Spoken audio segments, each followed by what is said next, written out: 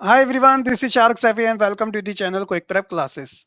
बच्चों, आज इस वीडियो में हम बात करेंगे क्लास 12th के इम्पोर्टेंट हाफ ईयरली एग्जाम की प्रिपरेशन से रिलेटेड कि आप इन लिमिटेड टाइम के अंदर किस तरीके से अपने आप को सेल्फ प्रिपेयर कर सकते हो। जैसा कि आप जानते हैं कि यार आपके ऑलमोस्ट जुलाई मंथ से स्कूल ओपन हो ही जाएंगे, ज्यादातर बच्चों के तो हो भी गए हैं। आपको एक एनवायरनमेंट मिल जाएगा स्टडी का, और क्लास 12th है, टाइम का बिल्कुल भी पता नहीं चलेगा आपको।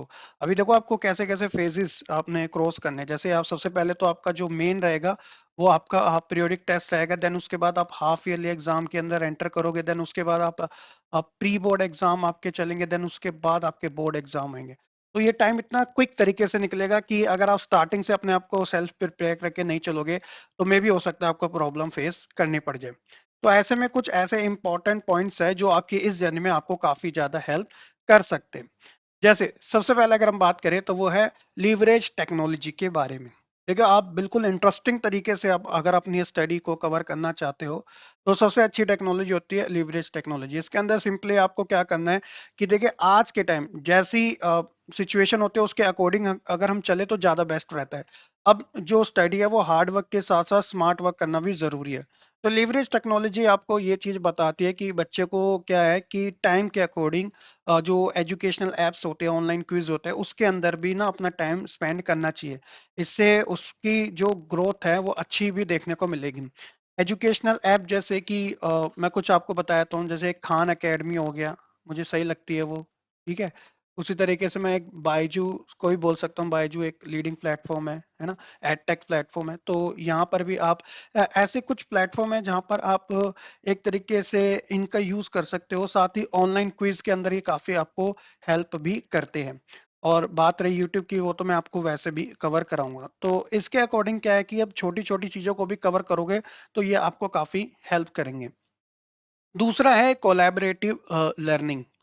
देखिए, बच्चा इसमें थोड़ा बहुत कम इन्वॉल्व होता है, लेकिन क्या है कि अब जैसे जैसे पेपर का लेवल बढ़ता जा रहा है तो देखो क्या होता है कि यार हर किसी को ना एक गाइडेंस की नीड होती है।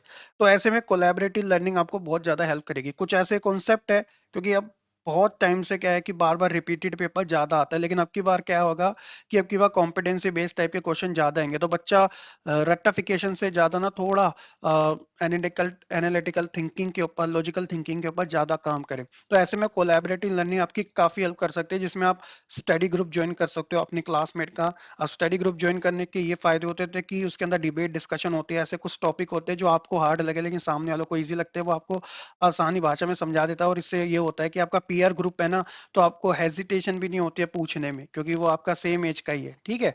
और ऑनलाइन फॉर्म लाइक यूट्यूब हो गया सबसे बेस्ट प्लेटफॉर्म, आपको काफी हेल्प करेगा। मैं खुद आपको ये सारी चीजें प्रोवाइड कराऊंगा। तो कोलैबोरेटिव लर्निंग को जरूर फोकस कीजिएगा अपने हाफ ईयरली एग्जाम की प्रिपरेशन के लिए।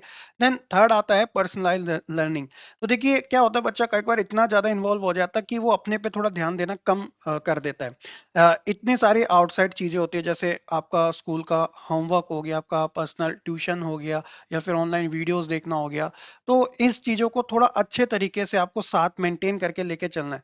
यानी कि आपको क्या करना है, एडेप्टिव लर्निंग टूल्स का यूज करना है और सेल्फ असेसमेंट करना काफी आपके लिए जरूरी है। अब ये जो लर्निंग टूल्स है तो ये ऑनलाइन बहुत सारे आपको मिल जाएंगे, आपको प्ले स्टोर पे भी अवेलेबल हो जाएंगे। और सेल्फ असेसमेंट क्या है अपनी पर्सनलाइज लर्निंग के लिए कि देखिए, आपको टाइम टाइम पे अपना असेसमेंट करना जरूरी है। आप अपनी ग्रोथ को चेकआउट कीजिएगा। चाहे आप कोई भी सब्जेक्ट की अपनी प्रिपरेशन कर रहे हो, तो ऐसे में सेल्फ असेसमेंट वीकली बेसिस पे, मंथली बेसिस पे बहुत ज्यादा काम आता है। इससे क्या होगा कि आपको पता चलेगा कि कहाँ कहाँ पे आपका वीक एरिया है, कहाँ पे स्ट्रॉन्ग एरिया है, कितना आप टाइम टेकिंग हो या फिर नोट्स बनाने वगैरह, ऐसे बहुत सारी चीजें होती है। तो सेल्फ असेसमेंट तो बहुत अच्छी चीज है। तो अपनी पर्सनल लर्निंग के ऊपर भी आपको फोकस करने की जरूरत है। देन नेक्स्ट आता है हमारा गेमिफिकेशन। अब देखिए, आज के समय में गेमिंग तो कितनी ज्यादा चल ही रही है, चाहे पबजी हो, है ना, ये मतलब बहुत सारे गेम्स है। क्रिकेट वाली बड़ी अच्छी लगती है। तो देखिए, आप कुछ ऐसी चीजों का भी यूज कर सकते हो जो आपकी स्टडी में हेल्प कर दे ऑटोमेटिक तरीके से। जैसे एक मैं गेम बताता हूँ यार, बहुत जने ना वो बहुत पॉपुलर है, कैंडी क्रश गेम। लोग ना उसे अपनी एक तरीके से जो होता है ना माइंड पावर को बढ़ाने के लिए भी इसको खेलते हैं, क्योंकि वो पजलिंग टाइप की है। तो ऐसी चीजें ना आपको बहुत हेल्प करती है। आप ये मत सोचो कि आपका टाइम वेस्ट जा रहा है, कुछ नहीं मिल रहा है, क्या फायदा है। तो आप कुछ ऐसी चीजों का यूज करो जो आपको हेल्प करे। एजुकेशनल गेम बहुत अच्छी अच्छी भी अवेलेबल है। ठीक है, सुडोकू भी ना बहुत फेमस है, ऐसी बात नहीं है। वो बात अलग है कि लोगों को समझ नहीं आ पाती है, लेकिन वो भी बहुत फेमस गेम है जो बहुत टाइम से चलती आ रही है। इसके अलावा इसी के अंदर रिवॉर्ड सिस्टम भी होता है। रिवॉर्ड सिस्टम होता है कि अपने आप को ट्रीट करो कि यू आर अ चैंप, कि यार हाँ, आपने अगर कोई लेवल क्रॉस किया है तो अपने आप को रिवॉर्ड दो। ये चीजें आप अपनी स्टडी में भी अप्लाई कर सकते हो कि छोटे छोटे टास्क अगर आप कंप्लीट कर रहे हो तो अपने आप को कॉन्ग्रेचुलेट करो। इससे क्या है कि सेल्फ मोटिवेशन ज्यादा आता है, और अपनी चीजें हम अपने से बेटर बिल्कुल नहीं जान सकते, है ना। तो इसलिए ये चीजें आपको करना जरूरी है। देन उसके बाद आता है माइंडफुलनेस एंड स्ट्रेस मैनेजमेंट, जो सबसे ज्यादा बच्चे अवॉइड करते हैं ऐसे टाइम पे। आपको अपनी जो टेक्निक्स है जो वो माइंडफुलनेस तरीके से लेके चलनी है। जैसे इसके अंदर आपका डाइट प्लान हो गया, या फिर आपका स्लीपिंग आवर्स कैसे है, आपका रूटीन किस लेवल का है, आपकी जो लाइफस्टाइल है वो किस तरीके से स्पेंड हो रही है। बच्चा स्टडी में इतना ज्यादा कई बार इन्वॉल्व हो जाता है कि वो इन चीजों के तरफ ध्यान नहीं देता। जैसे हमें पता चलता है कि जब हमें माइग्रेशन जैसी प्रॉब्लम होती है, जब हमारा हेडेक हो रहा होता है, तो हम इतना पढ़ने का हमारा मूड नहीं होता। लेकिन ये चीजें क्यों होती है, जब आप कह सकते हो या समटाइम हम लेथार्जिक फील करते हैं, आलस आता है, तो चाहे कितना भी इंपॉर्टेंट हो हम उस चीज की तरफ जा ही नहीं पाते, कहीं और अपना जो डोपामीन है जहां हमारा रिलीज होता है, हम उसकी तरफ ज्यादा चले जाते हैं। तो इसलिए बच्चों आपको थोड़ी ऐसी चीजें करने की जरूरत है जो कि आपको इनमें हेल्प करे अपनी स्टडी में, कि आप इतना ज्यादा लेथार्जिक फील ना करो, अपने आप को प्रोक्रेस्टिनेट ना करो, काम को टालने से बचो। देन उसके बाद आती है इनोवेटिव नोट टेकिंग। देखिए ज्यादातर बच्चे क्लास ट्वेल्थ के, अगर मैं अपने स्ट्रीम की बात करूं तो जैसे मैं ह्यूमैनिटीज बच्चों को कवर कराता हूं, तो ह्यूमैनिटीज के अंदर थ्योरेटिकल सब्जेक्ट बहुत ज्यादा होते हैं। तो ऐसे में इनोवेटिव तरीके से नोट टेकिंग काफी जरूरी है आज के टाइम पे। आप ओल्ड पैटर्न यूज करते हो उसमें भी कोई गलत बात नहीं है, लेकिन डिजिटल प्लेटफॉर्म का यूज जरूर कीजिएगा। तो जो डिजिटल नोट्स है आपके, वो बहुत ज्यादा हेल्प आपको कर सकते हैं, जो आपको पीडीएफ में आपको अवेलेबल होते हैं। और ऐसे में आप खुद के जब नोट बनाओ तो इनोवेटिव तरीके से आप यूज कर सकते हो। जैसे एक मेथड बड़ा अच्छा रहता है, वो है कॉर्निल नोट टेकिंग मेथड। अब ये क्या होता है कि यहाँ पर ये एग्जांपल दिया गया है कि यहाँ पर आप देख लीजिएगा कि जैसे एक इस साइड का कॉलम हो गया जिसका स्पेस इतना आपको रखना है, और एक इस साइड का कॉलम हो गया जिसका स्पेस आपको इतना रखना है। ठीक है, ए फोर साइज के अंदर। तो इस साइड में आप क्या लिखोगे, जैसे मेन आइडियाज हो गया, question and connect points, diagrams, study prompts हो गया, और जो भी चीजें ये कब करनी है आपको, after class during the review. तो इसके अंदर ये सारी चीजें आपको जब यूज करोगे ना, तो ये बहुत अच्छा मेथड माना जाता है। मैं खुद इसे यूज करता हूँ, तो शायद आपको पता भी हो इसके बारे में, स्कूल में भी इसके बारे में बताया जाता है कि अगर आप अपने सेल्फ नोट्स बना रहे हो तो इस मेथड का आप जरूर यूज कीजिएगा। ठीक है, और इस चीज की हेल्प के लिए बच्चों आपकी एनसीईआरटी नंबर बेस्ट है, जब आप सोर्सेज का अगर यूज करना चाहते हो तो।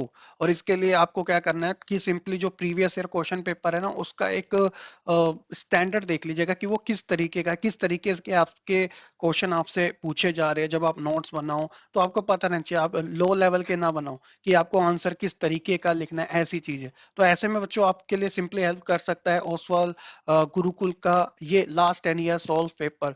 सीबीएसई के सभी एग्जाम जो लास्ट 10 ईयर में हुए हैं अलग अलग सब्जेक्ट के, वो आपको सिंपली इसमें मिल जाएंगे। इससे बड़ी बात आपके लिए क्या हो सकती है।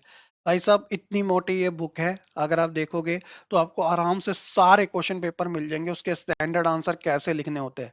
तो आपकी स्टडी में आपको बहुत हेल्प करेंगे। लिंक इसका डिस्क्रिप्शन में है। जैसे यहाँ पर आप देख सकते हो हिस्ट्री का है, पॉलिटिकल साइंस का है, ज्योग्राफी का है। दिल्ली में जो एग्जाम हुए थे, दिल्ली वाले आपको मिलेंगे, क्योंकि दिल्ली का अपना बोर्ड नहीं है, वो सीबीएसई को फॉलो करता है। इसी तरह आउटसाइड दिल्ली के भी सारे पेपर मिलेंगे। मतलब अगर आप इसे कर लोगे तो मुझे नहीं लगता है कि आपको कहीं पे प्रॉब्लम फेस करने पड़ेगी कि यार क्वेश्चन कौन सा आएगा कौन सा नहीं आएगा।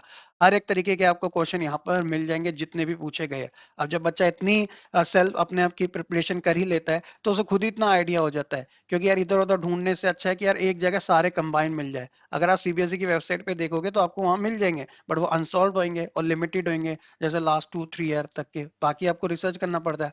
तो यहाँ पे 10 ईयर के एक साथ मिल जाए, क्या दिक्कत है। आराम से ले लीजिएगा, पूरा टाइम आपके पास बचा, पूरे साल आपकी ये हेल्प करेंगे आराम से। लिंक डिस्क्रिप्शन में चेकआउट कर लेना। अगर कोई अदर स्ट्रीम का है तो उसके भी अवेलेबल है, आप क्लिक करना, ऑफिशियल वेबसाइट या फिर अमेजोन पे, दोनों में अवेलेबल है। ठीक है, देन उसके बाद बात आती है बैलेंस स्टडी शेड्यूल। स्टार्टिंग में क्या है कि अपने स्टडी शेड्यूल को ना बैलेंस में लेकर आपके लिए चलना बहुत ज्यादा जरूरी हो जाता है। ऐसे में आप पोमोडोरो टेक्निक और फ्लेक्सिबल टाइम टेबल लेके चल सकते हो। फ्लेक्सिबल टाइम टेबल इसलिए लेके चलना है क्योंकि स्टार्टिंग में अभी नो प्रेशर पॉलिसी है। तो इसमें क्या है कि यार आराम से आपके पास कोई जो टाइम है ना, वो अब आपके पास अच्छा खासा है। तो ऐसे में अपना टाइम टेबल फ्लेक्सिबल रख सकते हो और ऐसे में आप पोमोडोरो टेक्निक का यूज़ कर सकते हो। पोमोडोरो मतलब सिंपली आप यहाँ पे देख रहे हैं ना ये। तो इससे क्या होता है कि सिंपली आपने कोई लर्निंग करी, फिर उसका ब्रेक लिया, फिर दोबारा से उसी चीज़ को कंप्लीट करना शुरू करा। तो इससे क्या है कि आपको पता चलेगा कि आपकी माइंड पावर कितना आप कितना ज़्यादा याद रख सकते हो या कितना ज़्यादा उस कॉन्सेप्ट को अपने माइंड में रख सकते हो। तो ऐसा स्टडी शेड्यूल आपको बहुत हेल्प करेगा आपके हाफ ईयरली एग्ज़ाम के अंदर। ये सारे पॉइंट्स जो है होप्स हो कि आपको काफी अच्छे से समझ आ चुके होंगे। स्टिल किसी में डाउट है कमेंट सेक्शन में बता देना। बात रही आपके नए कोर्स को स्टार्ट करने की, तो देखिए जून में मुझे स्टार्ट करना था बट मैंने इसलिए नहीं करा क्योंकि बहुत से बच्चों के स्कूल ओपन नहीं होते, लेकिन अब स्कूल ओपन हो गया तो आपको कोर्स जो है वो आप एब्सोल्युटली चैनल पे मिलने लग जाएगा। और अच्छी बात है कि मैं आपके लिए लाइव क्लासेस भी जल्दी स्टार्ट कर रहा हूँ। वीडियो पसंद आए तो लाइक कमेंट शेयर जरूर कीजिएगा और चैनल पे नए हैं तो सब्सक्राइब करना बिल्कुल ना भूलेगा। मिलते हैं नेक्स्ट वीडियो में, तब तक के लिए खुश रहे, पढ़ते रहे और ऐसे ही आगे बढ़ते रहे।